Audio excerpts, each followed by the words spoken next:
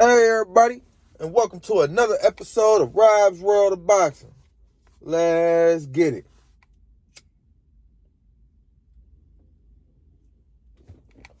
Alright, today we're gonna get into my top 5 fighters in the world. Today at super middleweight. Super middleweight is 168 pounds, if you didn't know. But yeah, let's get right into it. Waste no time. At number 5, I got Daniel Jacobs. Daniel Jacobs is 37-4 with 30 KOs. He's 35 years of age. He's an orthodox fighter. He stands at 5'11" with a 73-inch reach. He's from Brownsville, New York. His last fight was a split decision loss to John Ryder, who was 30-5. I actually seen that fight. The fight transpired a couple weeks back. February 12th, 2021. 2022. Actually, and yeah, man, I didn't even do a video on that fight. The card was whack, and then I just knew he was gonna just stomp on John Ryder, man. I didn't even know who the hell John Ryder was. You know, I should have did a video for the fight, but I didn't. But yeah, man, like I said, I thought he was gonna make easy work with John Ryder. I had never heard of John Ryder, but I was watching the fight, man, and he just didn't look like Daniel Jacobs, man. He looked kind of sluggish in there. He looked kind of, he was telegraphing his punches. He looked sluggish. He just didn't look like Daniel, man, in my opinion. But the reason I have him in my number 5 spot at 168 pounds is because of what he's done in the past, his resume. He's basically fought all the big names. You know, there is the fight at 168 pounds. And fun fact about Daniel Jacobs, in 2011, he was not fun. It's a fact. He was diagnosed with cancer. He bone cancer, actually. He beat bone cancer, man. So he's a cancer survivor. So yeah, man. He's a strong man. I respect Daniel Jacobs, man, just from that fact alone. You know, he barely missed the 2008 Olympic team. Yeah, man, Daniel Jacobs, man, he's before this loss, he had only lost to, premium opposition, and now he lost to this guy. And as I stated previously, he's 35 years of age, so he's getting kind of up there. Maybe, he's, kind of tailing off on the back end of his career. But, yeah, until we see his next fight, until, he lose a couple more, at least let him lose one more, man. If you lose one more like that, you out of my top 5. But for now, my number 5 spot, I got Daniel, the Miracle Man, Jacobs. My number 5 super middleweight in the world today. At number 4, I got Joe Saunders. He's 55-4 with 14 KOs. He's a southpaw. He stands at 5'11" with a 71-inch reach. He's from the UK. A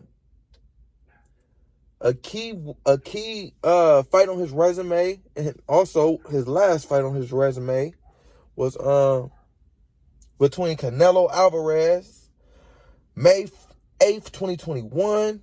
The fight was an 8th round corner stoppage win for Canelo Alvarez. Joe Saunders, his corner stopped the fight, in the middle of, after the 8th round, they stopped the fight when he was in the corner. And, yeah, man, that was his last fight.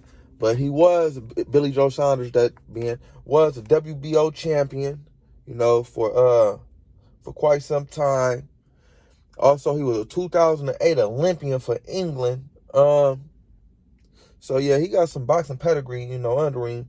And he's done a lot in the sport over in the UK, because he hasn't made too big of a splash in the US of A.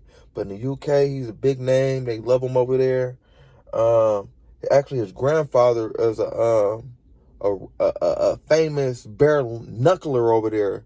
They love him over there. He's famous as hell. And yeah, man. Billy Joe Saunders, man. Like I said, his last fight was a loss against Canelo.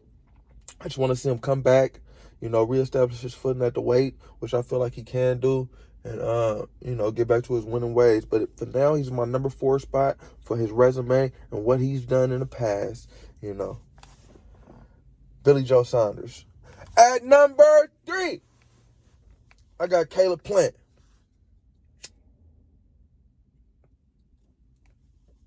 Caleb Plant is 21-1 with 12 KOs. 29 years of age. He's an orthodox fighter. He stands at 6'1" with a 74-inch reach. He's from Nashville, Tennessee, but he's living in Las Vegas. His last and a key fight for him also was a 11th round TKO loss versus Canelo Alvarez. November 6, 2021. Before that, he was Caleb Plant he was the IBF champ since 2019. I really like Caleb Plant. Caleb Plant got some skills in there, man. He's a slippery fighter. He's like a stick and move kind of, defensive fighter. And I really like him, man. A lot of people say they don't like his personality. I don't like, he's kind of standoffish, but I see why he's standoffish now. I was doing my homework on him. This man been through a hell of a lot. His mom died actually in, what was it, 2019? She was killed by the police. His mom got killed by the police. I think they mistakenly thought she had a knife or something, and she got shot by the police and killed. And his daughter had some kind of illness that I'm not even gonna speak on it. But she died in 2015, man, his baby daughter. So that's crazy. He's been through a lot, man, to say the least, man. Fun fact about Caleb, man, his wife is actually an announcer for Fox Sports, Jordan Plant. But yeah, man, like I said, I'm rooting for Caleb, man. He's been through hella shit in his life, and I want him to do well, man. Man. He's a strong man. He's a strong man. But yeah, like I said, man, I just want to see him get back to his winning ways as well. Canelo going through weight, beating everybody up. He didn't beat everybody. I didn't say it so far. Did I forget to mention he beat Daniel Jacobs? He beat Daniel Jacobs too. He beat Billy Joe. He done beat Caleb Plant. So Canelo done beat all y'all, man. So no need to be ashamed, man. Just get back to your winning ways. Fight anybody but Canelo, and you should be all right. You should be good enough to feed your family. But yeah, man, at my number 3 spot, I got Caleb Plant, man. Caleb Sweet Hands Plant. At number 2, I was like a high pitch. That's 2, like 2. That's that weed. At number 2, I got David Benavidez. He's 25-0 with 22 KOs. He's 25 years of age. He's an orthodox fighter. Stands at 6'1" with a 74.5-inch reach. He's from Phoenix, Arizona.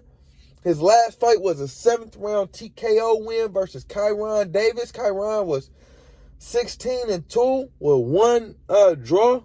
Kyron was a stand-in for Yaskadagi.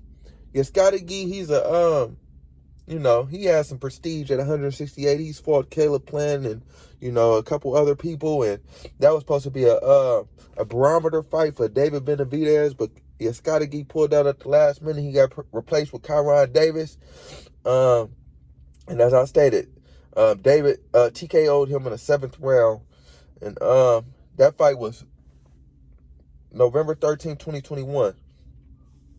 And a key opponent for David was Anthony Durrell. When Durrell was 33-1, he beat Durrell with a 9th round from a TKO. September 28th, 2019.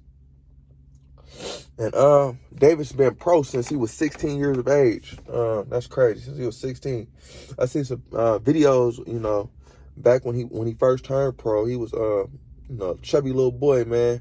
But now he's a grown ass man. Put some respect on his name. He's a 2-time WBC champion. Man, he's a problem. He's a problem at 168. I feel like David Benavidez is the best pure 168-pounder today. You know, because Canelo Alvarez, well, yeah, I'm going to get into that when I get into that. But yeah, my number one fighter, Canelo Alvarez, he jumps up all over the place. If you didn't know, he's my number one fighter. But yeah, he jumps up all over the place. And he's 175, 168, 160.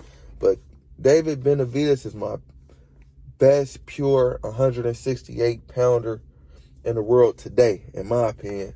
Yeah, man, he's 2-time champion. He hasn't lost his belt, you know, in the ring. He's lost his belt on the scales, and he lost his belt because he had, I'm not even going to bring it up, but he had some, you know, he had some difficulties outside of the ring, you know, in his leisure time that caused him to lose the belt the first go around.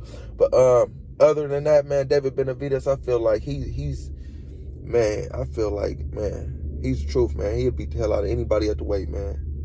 But yeah, man, if you didn't know, man, let's get into my number one fighter, man. My number one super middleweight in the world today, Canelo Alvarez.